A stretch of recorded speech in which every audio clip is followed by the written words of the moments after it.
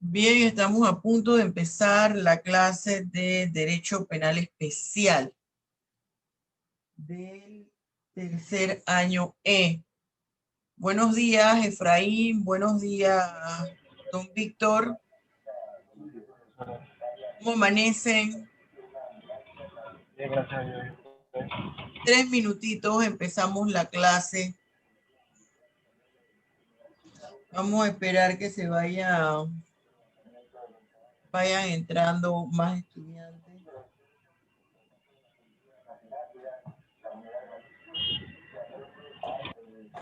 Efraín, ¿vas viajando?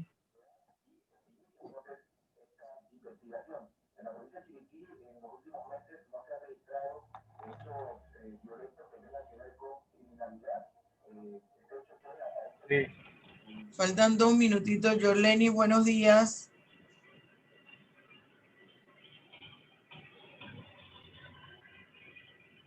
¿Quién sabe ahora con IOTA cuántos podrán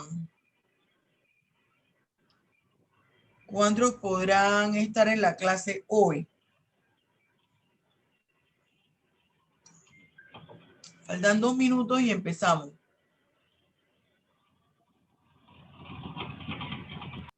¿Y para dónde vas, Efraín?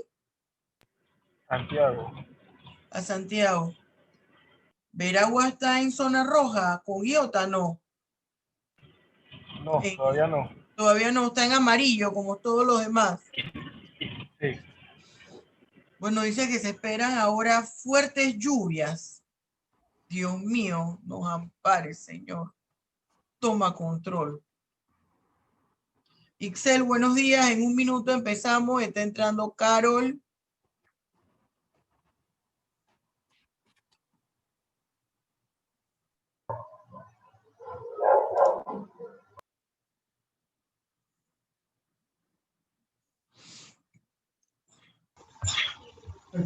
Karina.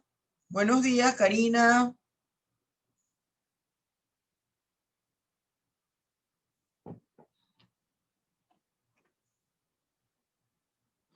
Buenos días. Buenos días, profesora. Buenos días. Falta 1 minuto. Vamos a ver si entran. No creo que hoy haya mucha gente. Porque está IOTA haciendo de las suyas. Está entrando Jocelyn Aparicio. Son las 7 en punto. Muy bien, jóvenes estudiantes. Bienvenidos a esta nueva semana. Ya nos queda, ya yo desde que empezamos una semana, ya no la cuento. Así que nos quedan prácticamente, ¿qué? 2 semanitas de clase y terminamos.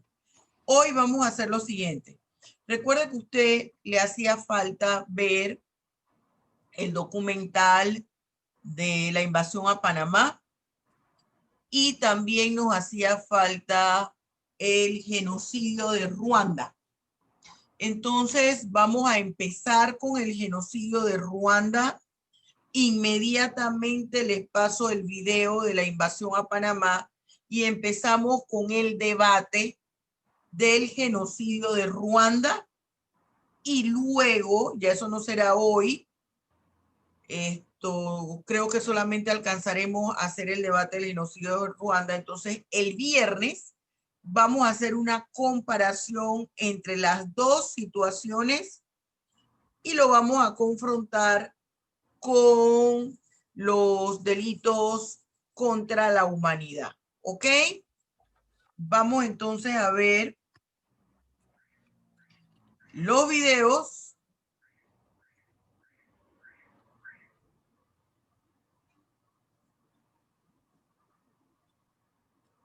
¿Está viendo lo que tengo en pantalla? Sí, profesora. Sí, Bien, vamos a ponerlo en audio. Este es genocidio de Ruanda. ¿Escucha? ¿Está escuchando? ¿Aló? profesora, sí. Bien.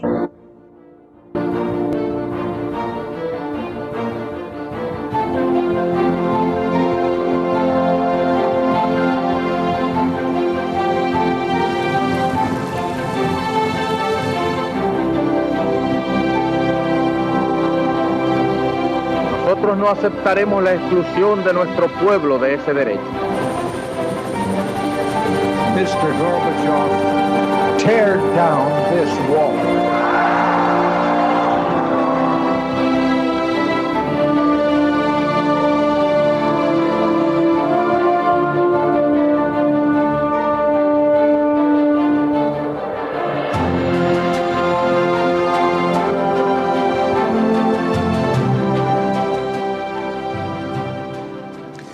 Muy buenas noches, señoras, caballeros. Bienvenidos a tiempos modernos. Antes de que el siglo XX terminara, el mundo quedó sobrecogido por una de las matanzas, uno de los genocidios más espantosos de todos los tiempos, el de Ruanda. Durante ese genocidio, la mayor parte del mundo cerró los ojos. Y aún después, mucha gente prefiere pensar que no ocurrió jamás, pero sí ocurrió y fue horrible. Así. La descolonización de África dejó tras de sí un mapa caótico. Nacieron países artificiales cuyas caprichosas fronteras obligaban a vivir juntos a pueblos que llevaban siglos haciéndose la guerra. Uno de ellos fue Ruanda, independiente desde 1962 y conformado por dos etnias rivales, los Hutus y los Tutsis. Los Tutsis habían gozado durante mucho tiempo de un estatuto superior. Cuando el territorio fue colonizado por Alemania, el sistema se mantuvo. Después la colonia pasó a Bélgica, que invirtió los roles y privilegió a los Hutus. En 1958 ya hubo una primera matanza de Tutsis. Al llegar la independencia, los Hutus tomaron el poder con apoyo belga. Poco más tarde, el Hutu Juvenal Habyarimana daba un golpe de Estado, implantaba una dictadura y aumentaba la represión. Decenas de miles de Tutsis se exiliaron. La situación estalló en 1990, cuando la oposición Tutsi, en el exilio, se organizó en el Frente Patriótico e invadió Ruanda con apoyo del vecino gobierno de Uganda. Habyarimana respondió con más persecución racial contra los Tutsis, armando a grupos paramilitares Hutu.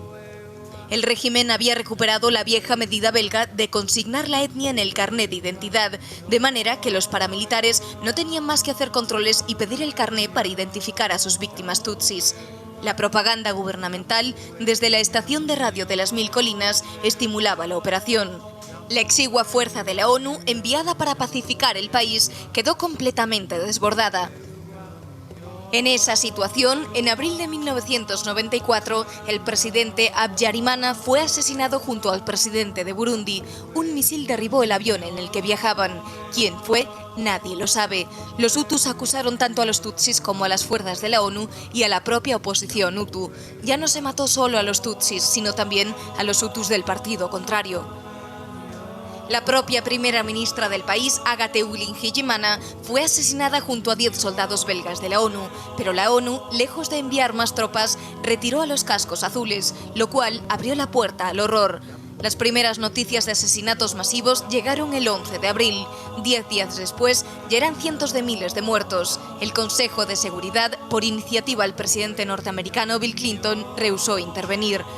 En solo 100 días fueron asesinadas más de 800.000 personas, sobre todo tutsis, pero también hutus de oposición y residentes europeos, nada menos que el 11% de la población.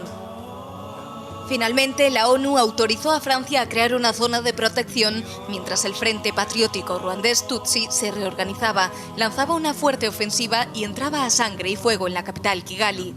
2 millones de Hutus que temían represalias huyeron entonces del país refugiándose en Zaire. Cuando la paz llegó, el país estaba aniquilado. La historia es terrible y nosotros hemos ahorrado en este relato en vídeo los detalles más siniestros, que son infinitos, no son detalles, es la generalidad. Fue horroroso. Rosa Cuervas Mos, buenas noches. Buenas noches, Esparza.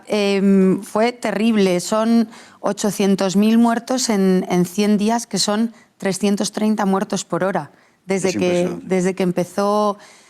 se asesinó al presidente, como se explicaba en el vídeo, una matanza brutal promovida por una parte de la población, ese grupo de hutus radicales desde la radio de las Mil Colinas, con cánticos, matadlos a todos, los llamaban cucarachas, serpientes, y consiguieron inocular un odio en la sociedad Incluso publicaron en el año 90 ya, y esto fue en el 94, durante 4 años estuvieron pues envenenando las mentes de toda la población hutu, y publicaron en la revista Kangura, que era la revista del odio a los tutsis, los 10 mandamientos de todo buen hutu, mandamientos en los que decían que no se podía ningún hutu se podía casar con una mujer tutsi, ni emplear como trabajadora a una mujer tutsi, ni ser amigo de una mujer tutsi, y si lo hacía sería considerado un traidor.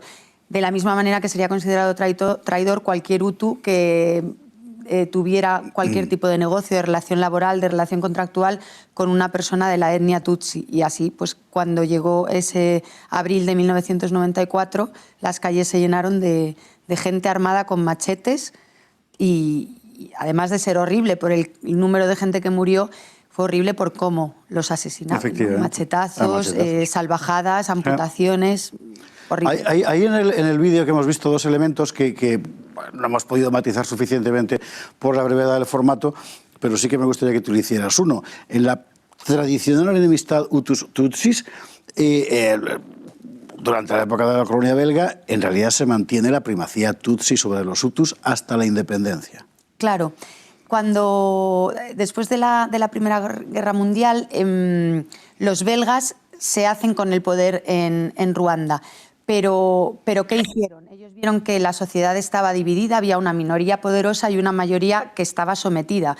De esta forma la metrópoli dijo, pues vamos a mantener este sistema, porque para nosotros es más fácil controlar a esa minoría poderosa que a toda una mayoría. Entonces, al principio, en el primer momento de la colonización, pues siguieron apoyando a la mayoría tutsi. Lo que pasa es que con el paso del tiempo, pues los hutus comenzaron a elevar quejas y los tutsis cada vez pedían más a la metrópoli.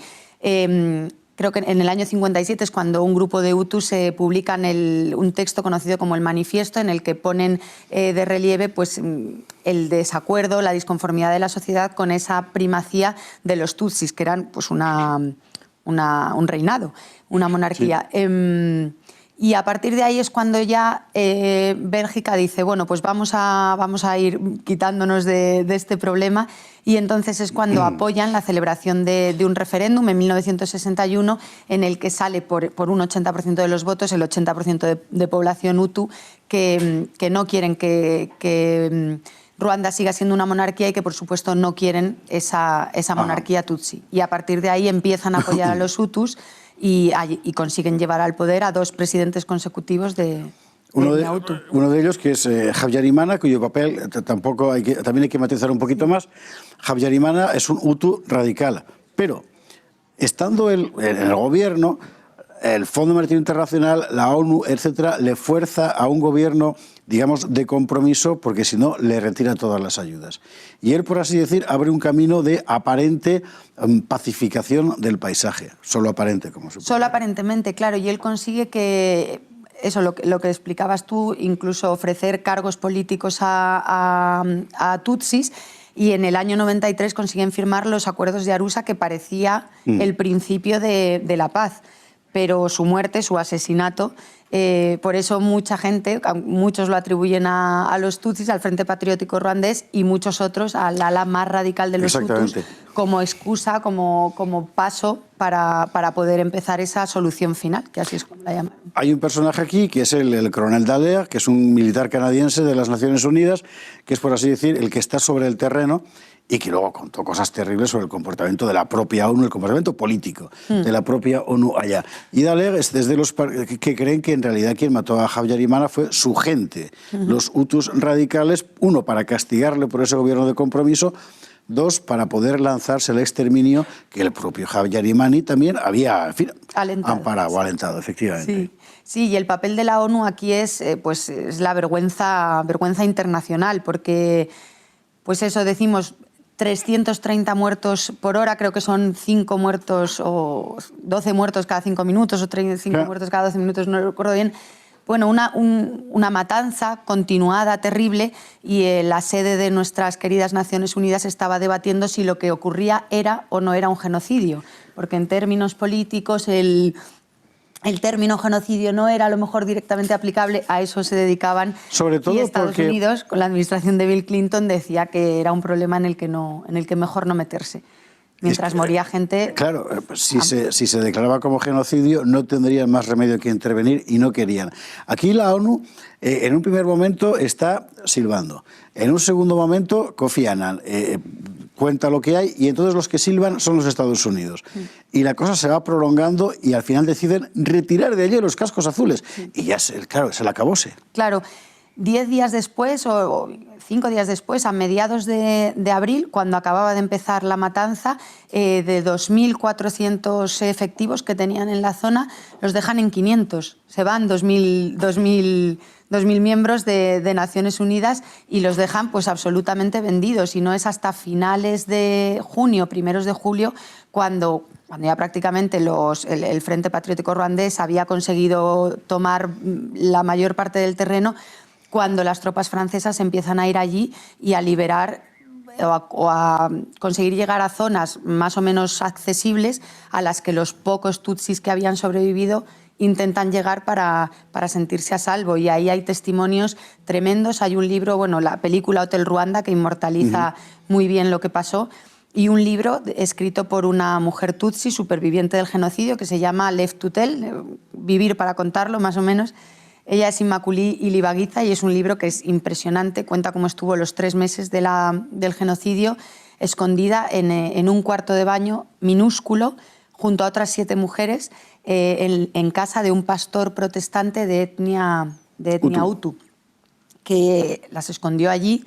Pues esta mujer, que mide 1,80 de estatura, entró pesando más de 60 kilos y cuando salió pesaba 30 kilos, prácticamente sin comer, llenos de chinches, de piojos, no se podían lavar porque no podían hacer ruido con la cisterna. Terrible, son testimonios horribles. Finalmente la cosa se resolvió manu militari, como siempre en la historia, por los tutsis, que entraron a sangre y fuego a su vez.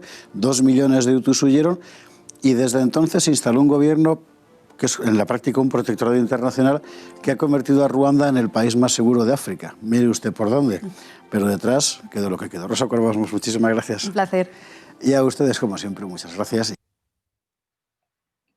Bien, vamos ahora a ver invasión a Panamá. Me dice si escucha. ¿Sí? Sí, profe.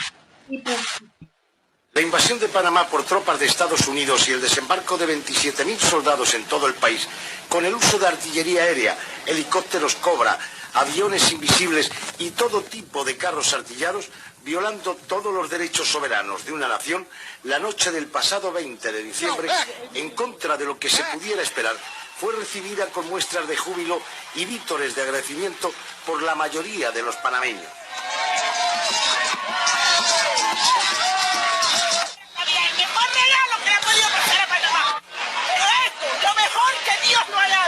El pretexto para la invasión fue la muerte de un tiro en la cabeza de un teniente del Comando Sur en los alrededores del cuartel central del general Noriega, 3 días antes que las tropas de los Estados Unidos ocuparan este país. Sometido a la traición de los organismos extranjeros beligerantes y agresores. El duelo entre el gobierno de Washington y el general Noriega se inició en 1987, cuando el militar fue encausado por presunto narcotráfico en los tribunales de Miami y la Florida, y que ha terminado con el derrocamiento del jefe de gobierno de un país con 2 millones de habitantes. En el humilde barrio del Chorrillo, donde se encontraba situado el cuartel central de Noriega, los bombardeos fueron incesantes y demoledores durante toda la noche de aquel 20 de diciembre. Bombas de 1 tonelada lanzadas desde aviones A-37 y abundante fuego de artillería, lanzados también desde helicópteros Cobra y Halcón Negro, dejaron el Chorrillo totalmente destruido. El barrio del Chorrillo quedó reducido a escombros. 4 manzanas y más de 50 edificios simulan el tétrico retrato de un Berlín panameño destruido por las tropas de ocupación norteamericanas. Más de 17.000 personas perdieron sus hogares. Los saldos trágicos han sido los menos publicitados tanto por la prensa local como norteamericana, que solo hablan de los militares muertos en combate. Aunque la cifra de muertos entre la población civil no se ha anunciado oficialmente, medios independientes afirman que más de 2.000 personas civiles perdieron la vida durante la invasión. Pero, paradójicamente, muchos de los que perdieron sus casas o pertenencias en el barrio del Chorrillo lo dan todo por bien perdido a cambio de que haya caído el dictador que ostentó el poder en Panamá desde 1983. Ahí vivía yo. Ahí están los pedazos que quedaron. ¿Y ahora qué va a pasar? Bueno, ahora me siento un poco contento y tranquilo porque ya todo quizás ya es un cambio nuevo y todos tenemos esperanza de volver aquí mismo donde quedó en ruina, gracias a lo que nos están ayudando y gracias al nuevo gobierno, y me siento contento y tranquilo de que viene el nuevo Chorrillo de nuevo.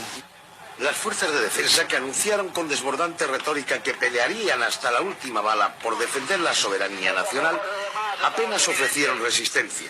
La falta de convicción ideológica, la deficiente preparación militar y la carencia de medios para hacer frente a la mayor potencia militar del mundo hicieron que a las pocas horas del ataque se retiraran en desbandada de la ciudad de Panamá. La desbordante retórica de guerra que el general Noriega utilizó en sus discursos y la manipulación del nacionalismo de los panameños no sirvió de mucho cuando las tropas norteamericanas entraron en la capital panameña para derrocarlo. Otra vez, disculpen que andamos por la calle de esta manera, pero no tenemos otro sistema de buscar a los batallones de dignidad. Y pasen una feliz Navidad. Recuérdense, no hay por qué temer al batallón de dignidad más. Si tienen información, o le hay soldados o armas, deja un soldado americano saber, porque los Estados Unidos están ofreciendo dinero. Ante esta derrota, las principales guarniciones del interior del país, en las ciudades de David, Río Hato y otras, dirigidas por oficiales leales a Noriega, se rindieron sin ofrecer resistencia, facilitando de esta manera que en menos de 3 días todo el país quedara en poder de las tropas de ocupación norteamericanas. Los oficiales más cercanos al jefe de gobierno y durante más de 6 años el hombre que ostentó el poder absoluto en Panamá fueron arrestados. Pero los batallones de la dignidad, civiles convertidos en una fuerza paramilitar, compuesta en su mayoría por delincuentes comunes, resistieron en la capital panameña durante 2 días, hostigando como francotiradores a las tropas norteamericanas. Aprovechando la confusión de esos momentos, muchos de estos grupos paramilitares se dedicaron al pillaje. Ningún establecimiento de Panamá, ni de la zona libre de Colón, se salvó de ser saqueado. Comercios de aparatos electrónicos, zapaterías, comercios de ropa y hasta oficinas quedaron destrozados y limpios de cualquier producto que pudiera venderse. Esto lo que hay aquí es un vandalaje. Todo el mundo ha cogido la propiedad privada para repartírsela. Tanto los almacenes como la fábrica, como todo. Ustedes lo están viendo aquí. Y eso lo que va a traer es una guerrilla. Así que, si no hay control pronto, va a haber una guerrilla total, porque vamos a salir a defender nuestras propiedades. Ante el caos y la confusión que produjeron los saqueos de los comercios en la capital panameña, las tropas de los Estados Unidos, que permanecieron indiferentes en los primeros días del pillaje, ocuparon las principales avenidas y zonas residenciales con patrullas de soldados y vehículos blindados, rastreando la ciudad de esquina a esquina y casa por casa, en busca de delincuentes y dirigentes civiles o militares vinculados al régimen del general Noriega. En estos rastreos, que incluyen allanamientos en residencias particulares ejecutados por jóvenes soldados inexpertos y nerviosos que solo tienen la experiencia del campo de entrenamiento de Carolina del Norte, murió de un tiro en la cara el periodista español Juan Rodríguez, y 2 más fueron heridos en un tiroteo cruzado entre los propios norteamericanos. Guillermo Endara, quien se juramentó presidente en una base militar norteamericana el mismo día de la invasión y una semana después fue proclamado como presidente constitucional por la presidenta del Tribunal Electoral, Yolanda Púlice, aunque por ahora cuenta con el apoyo económico incondicional del gobierno de los Estados Unidos, tiene que solucionar serios problemas de orden público que no pueden resolver las tropas invasoras. Acabamos de recibir 50 millones de dólares. ¿Cuál es su objetivo? En efectivo. ¿Cuál es su objetivo? El objetivo es el dinero panameño que estaba retenido en los Estados Unidos, que logramos su liberación. Para normalizar la situación social interna, Guillermo Endara designó al primer vicepresidente, Ricardo Arias, como ministro de Gobierno, con el objetivo de reorganizar la fuerza pública que sustituirá a las antiguas fuerzas de defensa que comandó el general Noriega. Desintegradas las fuerzas de defensa y los grupos de orden público, si es que los había en el corrompido sistema de Noriega, el vicepresidente de la República y ministro de Gobierno, Ricardo Arias Calderón, anunció la integración de la denominada fuerza pública, que no sería militar, y llamó a los oficiales y soldados del régimen anterior que estuvieran libres de negocios ilícitos a integrar el nuevo cuerpo policial. Miles de exmiembros del ejército controlado por Noriega acudieron al llamado de Arias, quien aseguró que la fuerza pública estaría por primera vez en los últimos 21 años bajo la autoridad civil del presidente de la República, Guillermo Endara. Pero antes había que recuperar miles de armas que Noriega distribuyó en todo el país. Por ello, el Comando Sur ofreció recompensas en dinero por cada arma devuelta, con sumas que van desde $25 por una granada hasta $125 por una K-47. La fórmula tuvo buenos resultados y el Comando Sur informó sobre la recuperación de 40.000 armas propiedad de las fuerzas de defensa. Mientras Estados Unidos convertía al general Noriega en el hombre más buscado de Panamá y del mundo, rastreando palmo a palmo no solo la capital panameña, sino también todo el país, el que fuera el hombre fuerte de Panamá, pero sin el poder que le sirvió para derrocar presidentes, cometer fraudes electorales y jugar con el destino político de los panameños, se refugió sigilosamente en la Nunciatura Apostólica el 24 de diciembre, el mismo día de Nochebuena, ante la sorpresa del nuncio Sebastián Laboa, quien no se esperaba al conflictivo huésped. Inmediatamente, el Comando Sur envió 500 soldados norteamericanos, 4 tanques y 6 tanquetas, bloqueando las calles de acceso a la representación apostólica para evitar que la más preciada presa de los Estados Unidos, el general Noriega, abandonara el país. A partir de ese momento, el futuro del general Noriega dependía de las negociaciones entre la Santa Sede, Estados Unidos y el gobierno de Guillermo Endara. Noriega solicitó asilarse en un tercer país, a lo que Estados Unidos no está dispuesto.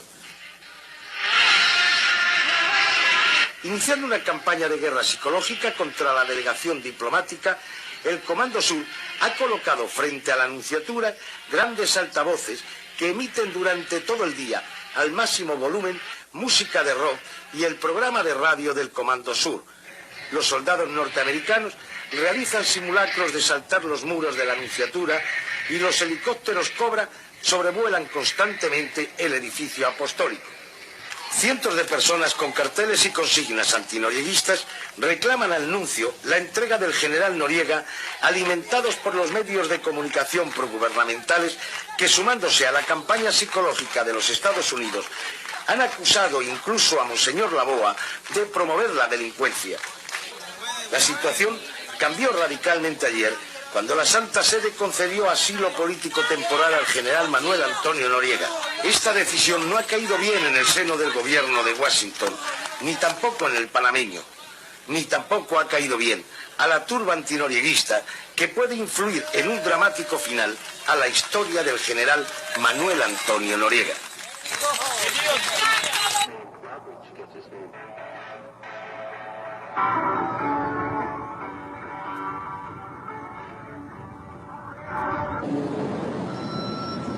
Too many. In this room right here, we got 90 Mike. Got 120 Mike.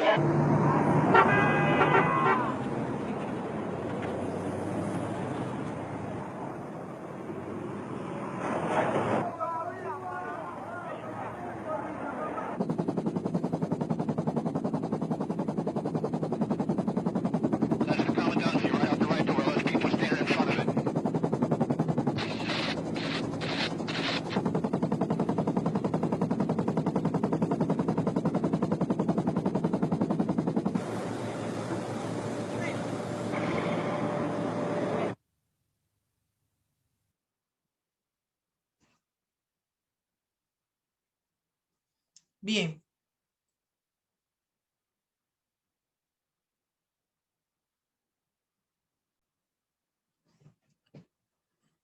Bien, vamos a empezar con Ruanda, porque nosotros hicimos el debate de la invasión a Panamá, no habíamos visto el video. Vamos a empezar con el debate del genocidio de Ruanda y luego lo que vamos a hacer es una comparación ante esas dos situaciones. Y no sé si nos dará tiempo hoy para ver los disturbios en Washington y hacer una relación con la legislación penal mexicana, panameña, sino todo eso lo vamos a ver el viernes, que tenemos 2 horas. Además, yo quiero que usted tenga listo. ¿Se acuerda que tuvimos 3 temas que le dije que los dejara quietos, que no los votara, que es el análisis de un artículo de opinión mío, el análisis de un artículo del Código Penal y el análisis de una noticia? ¿Usted se acuerda? Bien. Vamos entonces a empezar el debate. ¿Quién quiere empezar o quiere 2 minutos para organizar su idea? Vamos a darle 2 minutos para que organice su idea. Profesora. Ajá. Ok, va a dar tiempo. Listo. 2 minutos. Le queda nada más 1 minuto.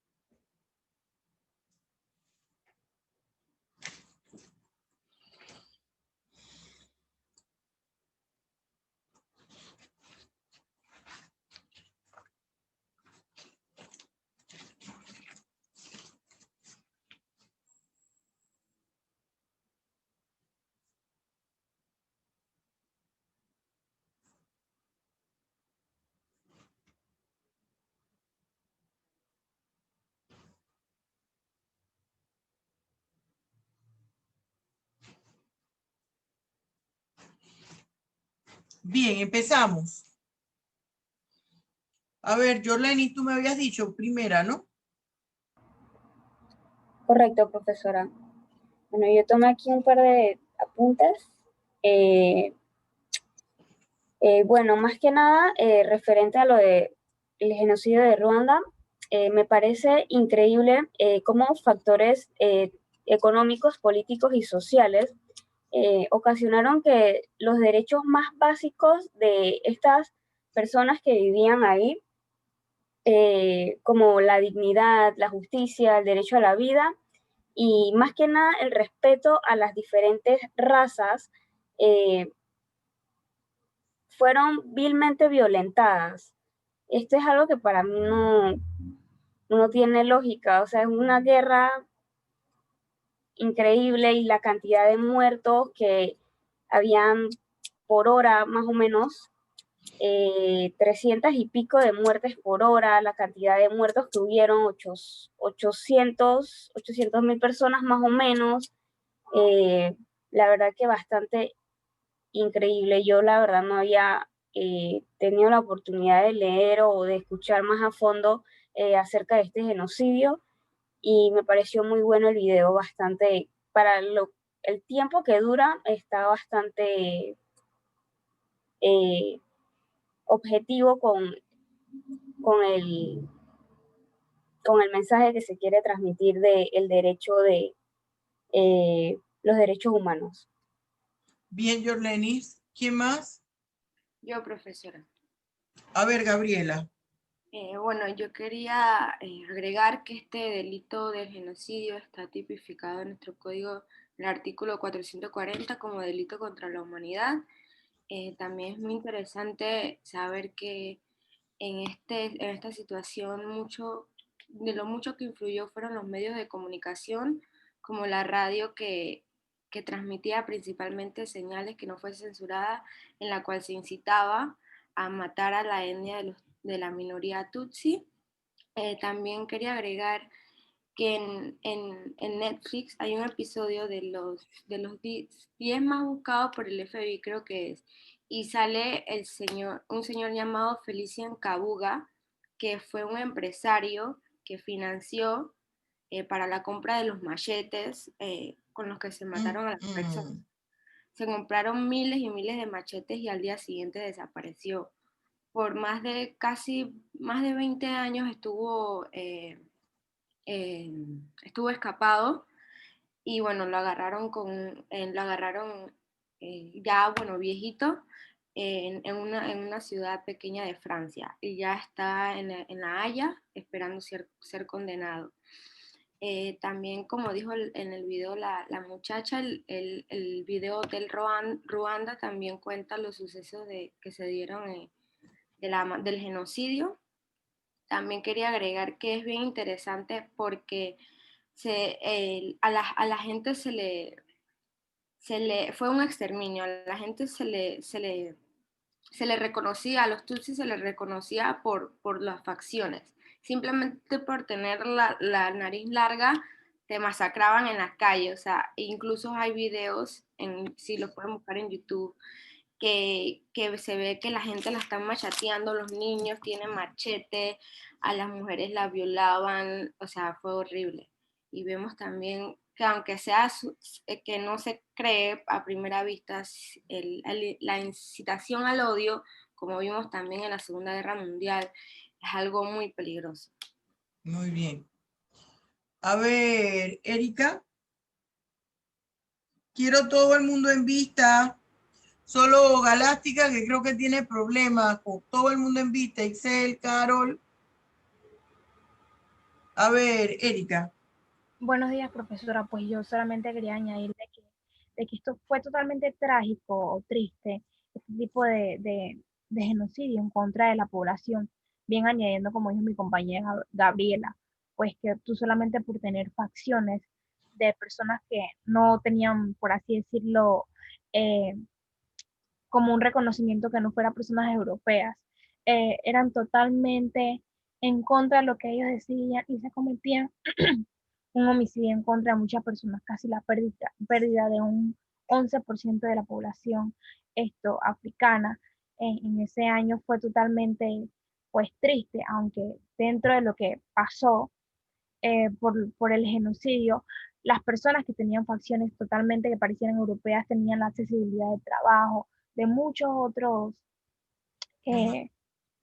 por así decirlo, beneficios que estas personas por simplemente tener este tipo de facciones iban totalmente en contra de lo que ellos decían. Es sumamente triste de que durara un amplio tiempo, casi un límite de 100 días, esta ola pues totalmente de asesinatos en ese año, lo cual me parece muy, muy lamentable este tipo de delitos cometidos. Bien. María.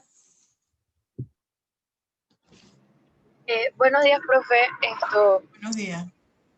Bueno, yo después de haber visto el video y de haber escuchado antes sobre este tema, considero que fue muy negligente por parte de los organismos internacionales haberse puesto a discutir la verdadera terminología política, como dicen ahí en el video, si fue o no fue genocidio, que mientras que estaba sucediendo todos estos sucesos que vimos que mataban a 300 personas por hora, como decía la señora del video. Y bueno, es algo sumamente lamentable que, bueno, a la comunidad internacional le queda de experiencia de no volver a actuar de esa manera negligente y bueno, eso. Yolanis.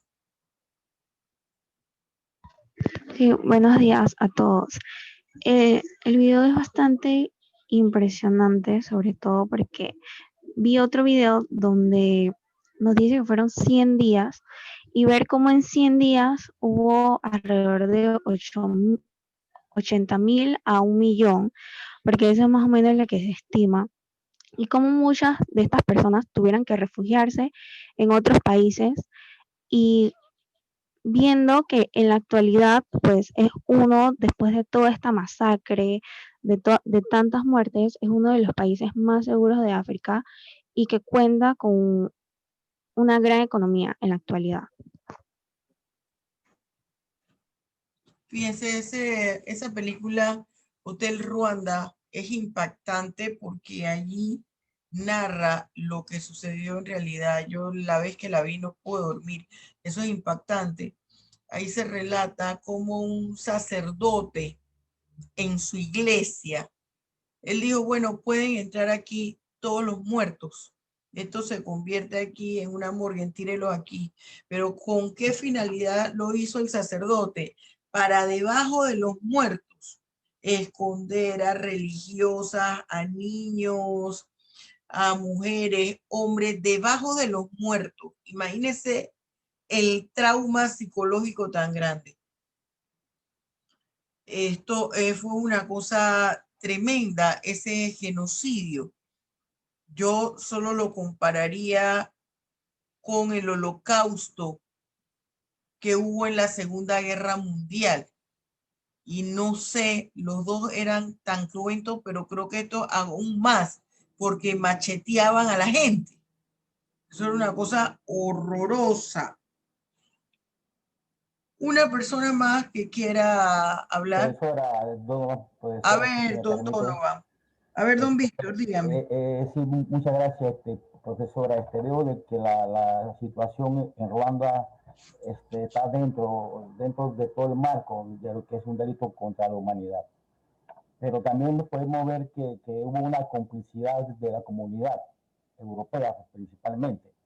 Y estaban aupadas y estaban respaldadas algunas fuerzas paramilitares de los Hutus por armamento que se pudo comprobar posteriormente que venían del extranjero. O sea, que estos grupos fueron armados prácticamente, porque se habla de herramientas que eran prácticamente tradicionales, el machete.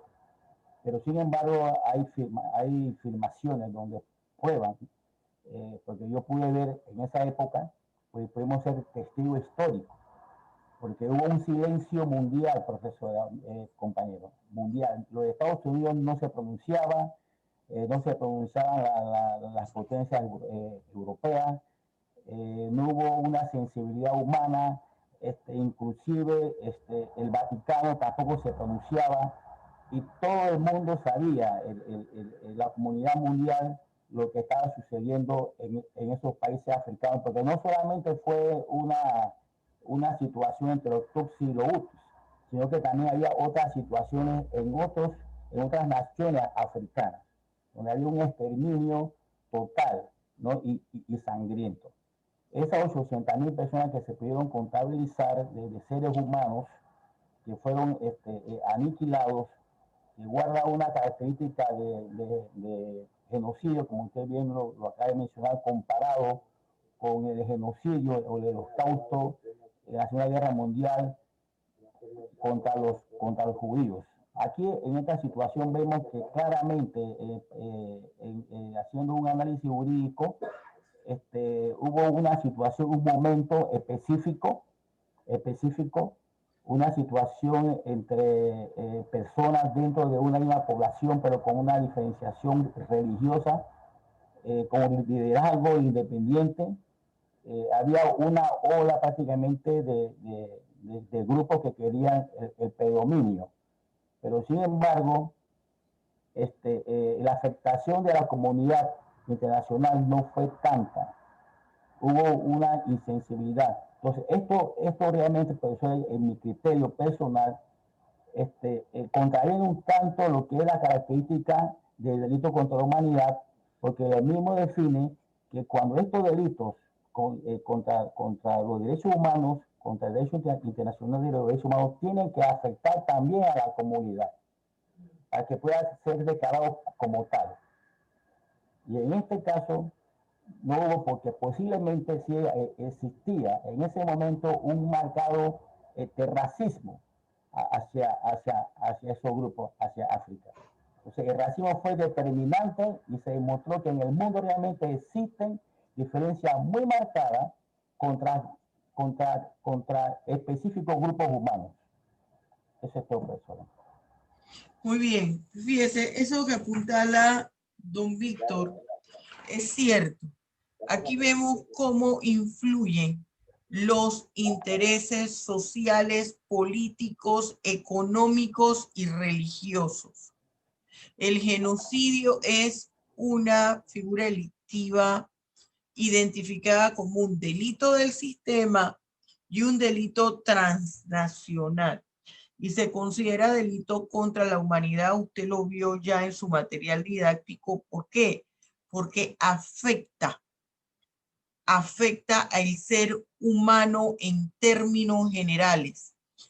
Afecta a todas las condiciones que cualquier individuo requiere como ser humano para desarrollarse en forma apta, en forma correcta. Pero aquí hay intereses políticos y económicos. África no es un continente para que esté sumergido en la pobreza. África es un continente eminentemente rico de minerales, de piedras preciosas, de oro, entre otras cosas. Pero lastimosamente es un factor determinante la discriminación por la raza o la etnia a la cual pertenece. Los grupos de mayor poderío en Naciones Unidas y en el mundo son personas de raza blanca, arios, gente de raza blanca. Y por más que nosotros en Naciones Unidas existan normativas internacionales que hablen de la igualdad, eso no existe al 100%. Hay discriminación racial. Nosotros tenemos que sentirnos afortunados aquí en Panamá, porque aquí en Panamá no hay nadie que sea 100% blanco, puro, panameño. Podrá haber un porcentaje extranjero, pero el panameño es un crisol de raza y nosotros tenemos todos, o la mayoría de nosotros, raíces negras. Por eso es que somos café con leche. Aquí en Panamá es el único país que se habla del trigueño. El trigueño es un color que no existe. Cuando usted va al exterior, los que somos café con leche nos ponen en la línea de los negros. Así de sencillo. A nivel mundial es el blanco, el negro, el indio y la raza amarilla, que son los chinos. A donde nosotros vayamos aquí a nivel mundial. Fíjese esa situación versus la invasión de Panamá. Hay interés sociopolítico y económico por intervenir, por entrar a Panamá. Claro que hay un tratado y nosotros ya analizamos en la clase pasada esas causas de justificación establecidas en los instrumentos internacionales y cómo se habla que la democracia es un derecho humano. Pero se intervino porque hay interés. Si no hubiese interés, no se interviene. Fíjense, estamos analizando bajo la perspectiva del derecho penal. En ambos, la intervención, en ambas situaciones, la intervención iba a implicar una vulneración de la personalidad jurídica del Estado.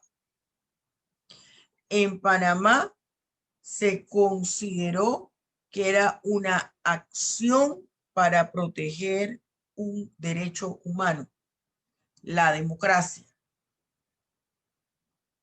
Para Ruanda no se consideró, eso no se llevó a la palestra. Ahí no se consideró como una causa de justificación. Que se mueran esa gente, sí, total, así podemos nosotros tomar uso de todos los beneficios y de todas las riquezas de esos países. Eso no es para que nosotros sembremos odio, sintamos odio contra las personas de las diferentes etnias raciales. No, estamos analizando la figura bajo la óptica del derecho penal.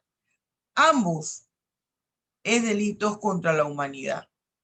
Uno genocidio, otro es un delito de agresión, pero son crímenes que constituyen o que tienen como denominador común ser delitos contra la humanidad. ¿Se fija? ¿Quién defiende a quién? Usted, si está en la calle y ve a una persona que no conoce que le están atacando, usted sale corriendo, huye a protegerse y que no le vayan a vincular 6 tiros, le cae un tiro. ¿Por qué? Porque esa persona no tiene ningún nexo ni vínculo con usted. Pero si en la calle usted ve que están atacando a su novio, su novia, su esposo, su esposa, la mamá, el papá, el hermano, el tío, el hijo, ¿qué va a hacer usted? Usted va a brincar de donde esté, aunque esté en la otra acera, aunque esté dentro de su carro. Usted sale, cruza la acera y va a defender. ¿Por qué? Porque eso es algo que a usted le interesa. Usted va a ayudar porque le interesa. ¿Se fija? Entonces, aquí pudo muy bien llevarse una invasión, no solamente de Estados Unidos, de cualquiera de las potencias, porque también hay que ver que Estados Unidos siempre es el que actúa y también se lleva la peor parte, siempre. Pero Estados Unidos es la primera potencia, pero no es la única potencia. ¿Qué hicieron los demás? Nada. ¿Qué hizo Naciones Unidas? Cero bolero. Los cascos azules, cero bolero. Y parece que los que llevaron para allá eran corruptos. Los que enviaron para allá eran corruptos. No es que en estos organismos internacionales haya cero corrupción. También hay corrupción y también hay delincuencia organizada. De diferentes ámbitos. A veces estoy por creer que sí se quiere eliminar un porcentaje de la población. Todo esto que hablan del estado profundo, todo esto que hablan de la teoría del reseteo mundial. Nosotros tenemos que ver, usted como futuro profesional del derecho, como cuasi profesional del derecho, yo les he explicado que usted no puede ver las cosas con visera. Usted tiene que tener un concepto holístico. Holístico quiere decir panorámico de las cosas. Tenemos que escuchar, tenemos que leer y todo relacionarlo con el derecho. Eso es muy importante. E irnos a las Sagradas Escrituras. Les he dicho siempre, hay que orar porque los momentos que estamos viviendo son momentos apocalípticos. El ser humano que no alimenta su parte espiritual con la oración es un individuo que va a perecer. Porque en el primer problema cae a la lona. Cuando usted no tenga a quien llamar, solamente está Dios Todopoderoso que lo auxilia. Los profesionales del derecho, en su mayoría, pierden la proporcionalidad de la espiritualidad. Y muchas veces, cuando un abogado, un profesor, habla de la espiritualidad del individuo, ella es criticado. Bien, yo quería presentarles esas dos perspectivas. Ya nosotros analizamos la invasión a Panamá. Mire la realidad política. de ambas situaciones. Nosotros mostramos interés. El pueblo de Ruanda no mostró interés, porque a veces las potencias son las que financian esos problemas internos cuando quieren debilitar ¿con qué finalidad? Con la finalidad de debilitar la personalidad jurídica del Estado. Porque entre mayor sea la cantidad de los estados vulnerados en cuanto a su personalidad jurídica, nosotros podemos volver a antiguos enclaves coloniales que nos habla la doctrina. Y esos enclaves coloniales pueden dar origen al terrorismo de Estado. Pueden dar origen a movimientos de liberación nacional que son considerados terroristas desde el punto de vista de la doctrina. Lo hemos estudiado aquí cuando estudiamos delitos contra la seguridad colectiva. Sin embargo, se considera una excusa absolutoria. Entonces, de aquí, de ese aspecto, se agarran, se basan todas estas células terroristas que hay en América Latina y en el Medio Oriente. Y eso tampoco nos conviene. Hay que buscar un punto medio y los académicos no estamos cumpliendo con nuestra labor. ¿Por qué? Porque estamos muy cómodos en nuestras aulas solamente hablando del mundo etéreo. No, a veces hay que aterrizar a la tierra. Entonces yo espero, jóvenes, que este haya sido un debate constructivo. El viernes, ¿qué vamos a hacer? Yo quiero que usted vea 2 videos sobre el estudio del Código Penal. Está modelo 1, modelo 2 y derecho comparado, que comparé todo el Código Penal panameño con el Código Federal de México, los índices. Yo quiero que usted vea eso. Vamos a hacer un comentario y un debate al respecto de esos 2 códigos. Vea los índices. Ese debate lo vamos a hacer el viernes. Ese artículo que usted analizó, ese análisis, confróntelo con los 2 análisis del Código Penal que yo tengo ahí en el canal de YouTube. Esos videos, me parece que uno es del 10 de noviembre y el otro es del 12. Fue en estos primeros días. En estos días, del 10 al 12. Búsquelo ahí, acuérdese que yo lo rotulo. Usted compare el análisis que usted hizo de su artículo con esos modelos de análisis, perfecciónelo. Lo vamos a ver el viernes en el debate. Acuérdese que ya de ahora, de aquí hasta el 4 de diciembre son debates. Y voy a compartir pantalla. Yo no le voy a pedir a usted que ponga todas esas gráficas que yo pongo. Usted lo puede hacer en Word sencillito y yo le voy a compartir pantalla. Pero es importante ese estudio del Código Penal y que usted vea ese derecho comparado.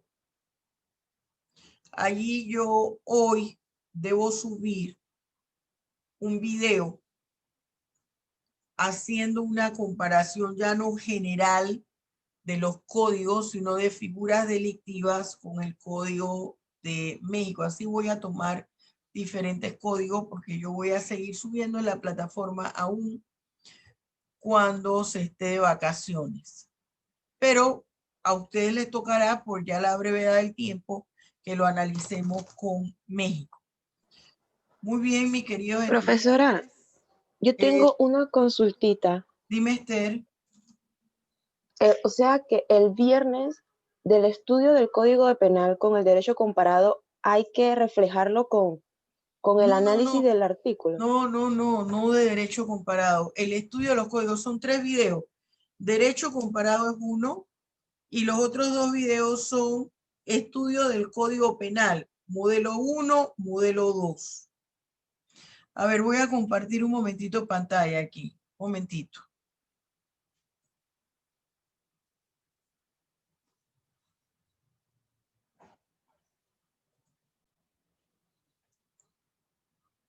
A ver. Vámonos aquí.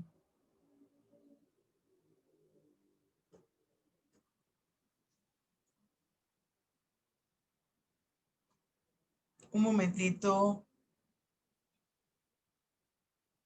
Usted está viendo, ¿verdad? ¿O no? Sí, profesora. Sí, sí estaba viendo. Mire, aquí en mi canal YouTube, ese es el canal YouTube. Fíjese. Es el estudio del Código Penal del martes 10 de noviembre.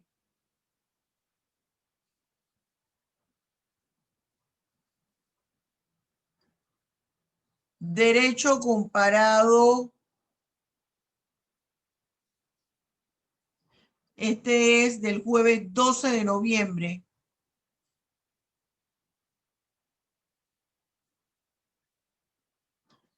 Y estudio jurídico del Código Penal también del martes 10 de noviembre. Aquí este es modelo 1.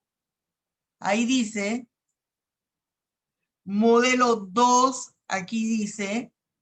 Derecho comparado entre Panamá y México con el derecho penal. Pero usted no lo va a comparar con el de México. Con el México quiero que vea los códigos, el índice del Código Penal panameño y el índice del Código Penal Federal Mexicano. Para que nosotros veamos. Así lo vamos a hacer con Colombia, con Chile, con Perú. Así lo vamos a hacer. Pero yo quiero que el artículo del Código Penal que usted escogió, compárelo con el estudio del Código Penal modelo 2 y estudio jurídico del Código Penal modelo 1. Mire en cuál de los dos, con cuál de los dos compagina o se relaciona su análisis, el que usted hizo, y si lo tiene que mejorar, perfeccionar o no. ¿Está claro, Escolástica? Sí, profesora. Escolástica no, Galáctica. Bien, sí. Está todo claro, entonces nos preparamos para el debate. Acuérdese que va a ser debate hasta el 4 de diciembre. ¿Sí? Vamos a hacer eso este viernes. Bien, jóvenes, los quiero mucho. Dios los bendiga ricamente. Nos vemos. Hasta luego.